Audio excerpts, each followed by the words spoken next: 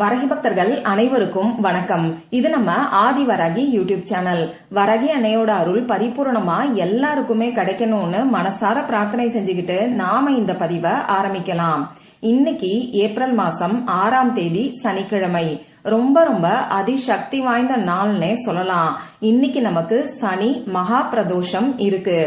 இப்படிப்பட்ட அற்புதமான நாள்ல இப்ப நான் சொல்ல போற எந்திரத்தை பேப்பர்ல நீங்க எழுதி வச்சாலே போதும். நீங்க ஆசைப்பட்ட விஷயம் எதுவா இருந்தாலும் அது உடனடியா நிறைவேறும்.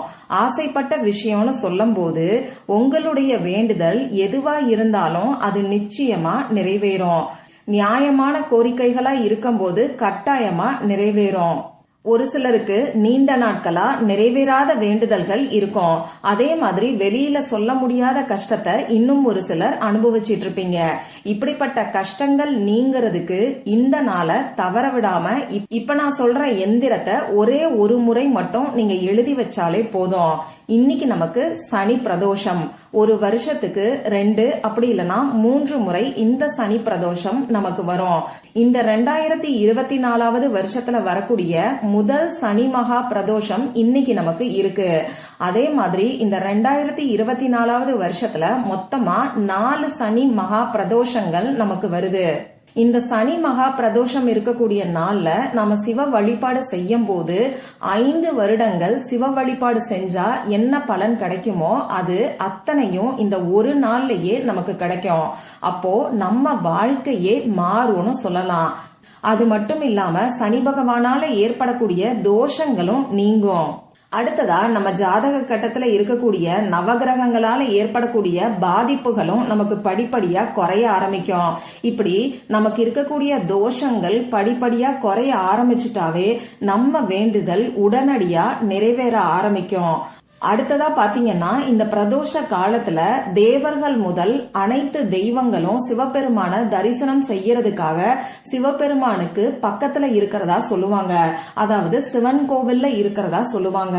அந்த வகையில இந்த நாள்ல நாம சிவ வழிபாடு செய்யும் போது அனைத்து விதமான தெய்வங்களோட அருளும் நமக்கு பரிபூரணமா கிடைக்கும். நம்ம வாழ்க்கையும் மேம்படும். அதனால இந்த சக்தி வாய்ந்த நாளை யாருமே தவற விடாதீங்க. இப்போ நம்ம வீட்ல எளிமையான முறையில நாம செய்ய வேண்டிய வழிபாட பத்தி தான் நான் உங்களுக்கு சொல்ல போறேன். அதனால ஆண்கள் பெண்கள் யாரு வேணாலும் செய்யலாம். பிறப்பு தீட்டு இறப்பு தீட்டு இருக்கிறவங்க செய்ய வேண்டாம். பெண்களுக்கு மாதவிடாய் சமயமா இருந்தாலும் இந்த வழிபாட செய்ய வேண்டாம். இன்னைக்கு நீங்க அசைவம் சாப்பிட்டதுக்கு அப்புறமா இந்த வழிபாட செய்ய வேண்டாம். இன்னைக்கு இந்த வழிபாட செய்ய முடியாதவங்க, இந்த வீடியோவை லேட்டா பார்த்தவங்க என்ன பண்ணலாம்னு பாத்தீங்கன்னா, ஒவ்வொரு மாசமும் வரக்கூடிய பிரதோஷ நாள்ல இந்த வழிபாட நீங்க உங்க வீட்டுல செய்யலாம். இருந்தாலும் இன்னைக்கு நமக்கு சனிக்கிழமையோட சேர்ந்து வரக்கூடிய பிரதோஷமா இருக்கிறனால இந்த நாளை நான் முன்னாடியே சொன்ன மாதிரி நீங்க தவற விடாதீங்க. சரி, இப்ப நமக்கு தேவையான பொருட்கள் என்னன்னு பாத்திரலாம். இந்த எந்திரத்தை நாம பேப்பர்ல தான் எழுதி வைக்க போறோம். அதனால ஒயிட் கலர் பேப்பர் நமக்கு தேவைப்படும். கோடு போடாத பேப்பரை தான் நீங்க எடுத்துக்கணும். அதே மாதிரி கிழிஞ்சு போன கசங்கி போன பேப்பரை நீங்க எடுத்துக்க வேண்டாம். ஏன்னா சிவபெருமானுக்குரிய ஒரு எந்திரத்தை நாம இங்க வரைய போறோம். அதனால நல்ல ஃப்ரெஷ்ஷா சுத்தமா இருக்கக்கூடிய பேப்பரா பார்த்து எடுத்துக்கோங்க. இந்த பேப்பர்ல எழுதுறதுக்கு பேனாவோ ஸ்கெட்ச் பேனாவோ மார்க்கரோ கிளிட்டர் பேனாவோ நமக்கு தேவைப்படும். ரெட் கலர்ல இங்கு வரக்கூடிய பேனா, அப்படி இல்லைன்னா கிரீன் கலர்ல இங்கு வரக்கூடிய பேனா, இதுவும் இல்லைன்னா ப்ளூ கலர்ல இங்கு வரக்கூடிய பேனாவை நீங்க யூஸ் பண்ணிக்கோங்க. பிளாக் கலர்ல இங்கு வரக்கூடிய பேனாவை மட்டும் நீங்க தவிர்த்துக்கோங்க. இப்ப இந்த எந்திரத்தை எந்த நேரத்துல எழுதி வைக்கணும்னு நான் உங்களுக்கு சொல்றேன். சாயங்காலம் 4:30 மணியிலிருந்து 6 மணிக்குள்ள இருக்கக்கூடிய பிரதோஷ நேரத்துல இந்த எந்திரத்தை எழுதி வைக்கிறது நமக்கு அபரிமிதமான பலன்களை கொடுக்கும். இந்த பிரதோஷ நேரம்ங்கிறது ரொம்ப ரொம்ப சக்தி வாய்ந்ததுன்னே சொல்லலாம். இப்படி இந்த குறிப்பிட்ட நேரத்தை தவற விட்டவங்க வேற எப்பெல்லாம் எழுதலாம்னு பாத்தீங்கன்னா, இன்னைக்கு சாயங்காலம் 4:30 மணிக்கு மேல நைட்டு 9 மணிக்குள்ள இருக்கக்கூடிய இடைப்பட்ட நேரத்துல இந்த எந்திரத்தை நீங்க எழுதி வைங்க. இந்த எந்திரத்தை நீங்க உங்க வீட்ல இருந்தும் எழுதலாம். கோவிலுக்கு போறீங்கன்னா அங்க இருந்தும் எழுதலாம். கோவிலுக்கு போகும்போது நமக்கு இருக்கக்கூடிய கஷ்டங்களும் கடன் பிரச்சனையும் தீர்றதுக்கு இன்னைக்கு சிவபெருமானுக்கு வாங்கி கொடுக்க வேண்டிய எளிமையான பொருட்களை பத்தி நம்ம இன்னொரு சேனலான வஜ்ரகோஷம் யூடியூப் சேனல்ல நான் உங்களுக்கு ஒரு வீடியோ கொடுத்திருக்கேன். அந்த வீடியோவோட லிங்கை எண்ட் ஸ்கிரீன்ல நான் உங்களுக்கு கொடுக்கறேன். விருப்பப்பட்டவங்க செக் பண்ணி பாருங்க. சரி, இப்ப நான் சொன்ன குறிப்பிட்ட நேரத்துல உங்க பூஜை அறைய நீங்க எப்பயும் போல ரெடி பண்ணிக்கோங்க. பூஜை அறையில எப்பயும் ஏத்தி வைக்கக்கூடிய விளக்க நீங்க ஏத்தி வச்சுக்கோங்க. உங்க பூஜை அறைக்கு முன்னாடி ஏதாவது ஒரு விரிப்பையோ மனை பலகையோ சேரையோ போட்டு நீங்க உட்கார்ந்துக்கோங்க. கோவில்ல உட்கார்ந்து இந்த எந்திரத்தை நீங்க எழுதுறீங்கன்னா நீங்க விரிப்பு விரிக்கணுங்கிற அவசியம் கிடையாது. சாதாரணமா தரையில உட்கார்ந்துகிட்டே இந்த எந்திரத்தை அமைதியான மனநிலையில நீங்க எழுதினாலே போதும். முதல்ல உங்க குலதெய்வத்துக்கிட்டையும் அடுத்ததா சிவபெருமான் கிட்டையும் மனசார பிரார்த்தனை செஞ்சுக்கோங்க. உங்களுக்கு இருக்கக்கூடிய வேண்டுதல் என்னவோ அதை சொல்லி அத வரமா சிவபெருமான் கிட்ட நீங்க கேளுங்க. அதே மாதிரி தீவிர பண கஷ்டத்துல இருக்கிறவங்க தவறாம இந்த எந்திரத்தை எழுதி வைங்க. வீண் விரய செலவுகள் குறையணும், மருத்துவ செலவுகள் குறையணும்னு நினைக்கிறவங்க கூட இந்த எந்திரத்தை எழுதி வைக்கலாம். சரி, இப்ப நீங்க எடுத்து வச்சிருக்கக்கூடிய பேப்பர்ல நான் ஸ்கிரீன்ல கொடுத்திருக்கக்கூடிய சிவபெருமானோட பஞ்சாட்சர மந்திரத்துக்கான எந்திரத்தை எழுதிக்கோங்க. சிவபெருமானோட பஞ்சாட்சர மந்திரத்தை 5 முறைகள்ல இந்த எந்திரத்துல எழுதியிருக்கோம்.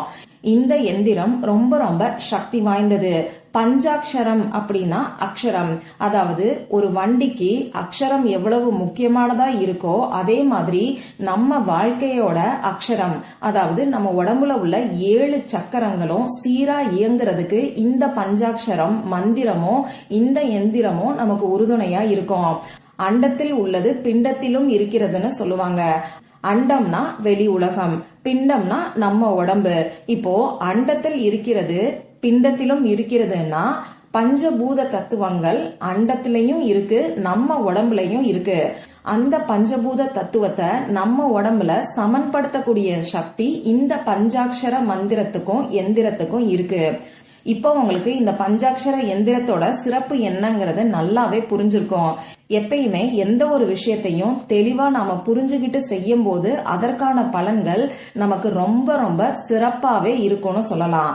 சரி, இப்படி இந்த பஞ்சாட்சர மந்திரத்தை பேப்பர்ல நீங்க எழுதினதுக்கு அப்புறமா இந்த பேப்பரோட 4 முனைகள்லயும் நீங்க மஞ்சள் வச்சுக்கோங்க. இதுக்கப்புறமா இந்த பேப்பரை உங்க கையில வச்சுக்கிட்டு சிவபெருமானுக்குரிய பஞ்சாட்சர மந்திரமான ஓம் நமசிவாயங்கிற மந்திரத்தை 108 முறை சொல்லுங்க.